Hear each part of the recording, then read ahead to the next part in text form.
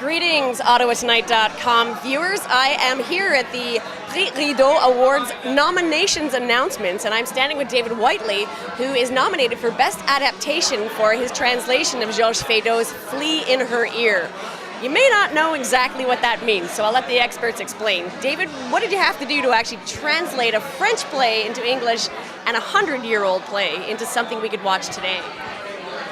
Well, you want it to appeal to the people who are going to see it, and part of the reason to do a new translation is to make sure that the words that are spoken resonate with the people listening. So at the same time the play was written and set, we left the play as set at the beginning of the previous century. So the language had to fit that, but at the same time we didn't want it to feel stiff or alien or old-fashioned or stagey, but really to feel like language that we're used to hearing, that these are, real live people that we can relate to.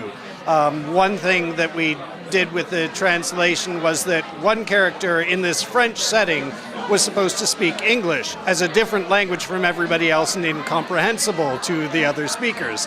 And yet in a Parisian setting, but needing it to be a different language than the English that the people actually literally were speaking for the Ottawa audience, we changed that character in this translation to be Québécois French, so that he literally was speaking a different language, but at the same time it was a different language than the people there. So that was just one example of a way we tried to make the play work in the context of English-speaking people in Ottawa seeing this Parisian play.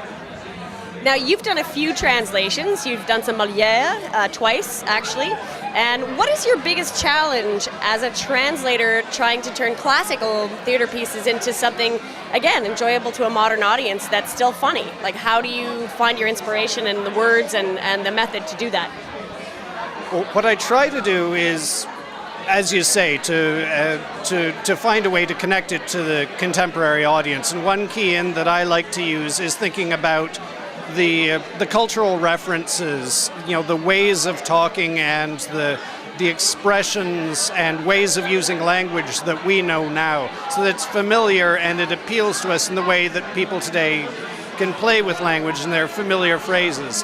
They may not have been used at the time, but it can be a little window in that we're saying the action might stay where it is and it may be something from the past, but people have a way of relating to each other that we immediately identify and say, I talk like that, people I know talk like that, I know what it is to behave that way, so that it feels like it's part of my life and I can relate to it.